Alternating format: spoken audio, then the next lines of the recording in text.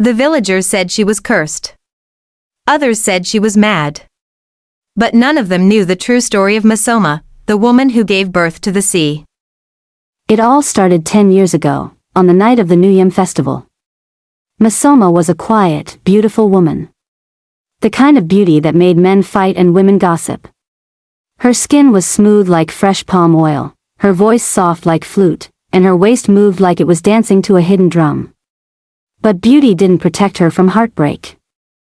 Her fiancé had abandoned her 2 weeks to their traditional marriage. No reason. No explanation. He just vanished. People whispered.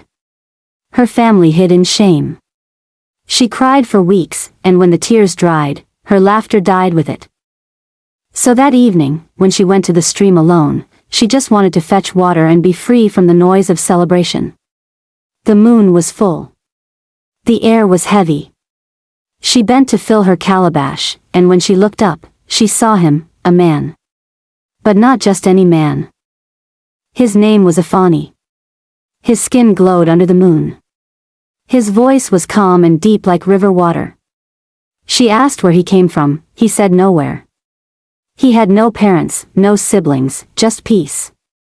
She should have run. But her heart said stay. They began to meet by the stream. At first once a week, then every night. He brought her seashells. Told her stories about stars that lived inside water, and sang to her in a language she didn't understand. She was falling. Deep, in 2 months, she was carrying his child. She was scared, but he calmed her. Said he loved her. Said they would raise the child together. Said nothing would ever come between them. Then, in the 8th month, her nightmare began. That night, she woke up to a sound, soft gurgling, like fish breathing. She turned and saw her Afani standing near the stream behind her house. The moon hit his back. What she saw made her scream. His legs were gone. In their place was a long, shining silver tail. His skin shimmered like fish. He opened his mouth to call her, but she fainted before the words came out. When she woke up, he was gone. Gone forever. She cried. Screamed. Called his name at the river for weeks. But silence was her only answer. Some nights she dreamed of him swimming far, far away, never looking back. Then she gave birth. It was not one baby. It was 2. Twin girls. Beautiful beyond imagination. But strange. Very strange, their hair was sea blue. Their eyes sparkled like water under sunlight. Their cries sounded like singing. And their skin, soft like jellyfish, cool like river stones. She named them Adago and Obianuju. From that day, she closed her gate to the world. She stopped going to church. Stopped attending meetings. Didn't visit markets. She built a wooden fence around her compound, painted her windows black, and shut everyone out. She raised them in silence. Homeschooled them with old books. Played with them. Cooked for them. Taught them how to control their fins when people were near. When the moon rose, they danced. When it rained, they glowed.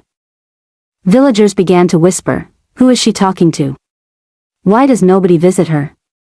Why do we hear children laughing, but never see any child? Some said she was keeping spirits. Others said she was hiding bastards. But no one had the courage to enter her house, and so she lived. In peace. In fear. In love, until Chijinda came. He was a fisherman. Dark, strong, and full of jokes. One day, he helped her fix her broken fence during a storm. She gave him yam porridge to thank him. They started talking. Talking became laughing. Laughing became care. Care became love. Mmesoma wanted to trust him. But her heart still bled. She didn't tell him about her past. About Afani. About the sea. About her daughters, but love makes people blind. He told her, I no care about your silence. I see good in you. He made her smile again, but evil wears the mask of charm. One morning, she went to the market. For the first time in 10 years. Left her daughters inside. Locked. Safe. But Chijinda came to surprise her with palm wine. He heard laughter. He pushed the door. What he saw froze his blood. 2 glowing girls with long silver tails, brushing each other's blue hair, singing songs in a voice that was not of this world. He dropped his basket. They screamed. He ran. When she returned, he stood outside. "Mmesoma," he said. "Wetin I see no be human." She fell on her knees and told him everything. Every single truth. Her eyes begged for understanding. Her voice cracked. He hugged her. Rubbed her back. Told her not to worry. She didn't know he had already run to the elders. The next morning, the whole village stood at her gate. Angry. Violent. They broke her door. They saw her daughters. They screamed in fear. Abomination, mermaids, water demons. They dragged the girls outside. "Mama." They cried. She held their hands, knelt down, begged, screamed. They kicked her away. She watched with bloody tears as they carried her daughters to the sea and threw them in like animals. The water swallowed them whole. The villagers beat her and banished her that same day. They gave her 1 wrapper. 1 bag of gari. That was all. She walked into the forest, but her soul didn't die. Every day, she went to the river. Every day, she called their names. Every day, she cried. One night, the moon was full, and the water began to bubble. From the river rose a tall, beautiful sea witch, with eyes like whirlpools and hair like coral. "You have called long enough," she said. "You want to see your daughters?" Mmesoma cried and nodded. "You will see them. But only twice a year. And you must sacrifice something." "Anything," Mmesoma said. "Take anything." "Your beauty," the witch said. "It must go." Without a blink, Mmesoma said yes. The witch touched her forehead, her smooth face wrinkled. Her lips cracked. Her hair grayed. Her body bent, but her soul lifted. That night, Adago and Obianuju rose from the water, shining like stars. They ran to her. "Mama," she cried. Laughed. Held them.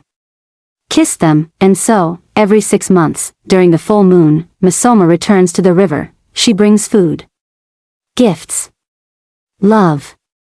She sings. They sing back. She tells stories. They tell her secrets from the deep. She is no longer beautiful in body. But in spirit, she is a queen. As for Chijindu, the fisherman who betrayed her, his boat capsized one night. His body was never found. And now, when rain falls heavy, the villagers hear singing from the water. 2 girls brushing their hair with shells. And a woman laughing like peace itself, because Mmesoma found her joy again. And the world will never forget that, a mother's love has no end. A woman's pain is not weakness. And the sea never forgets who threw her children away.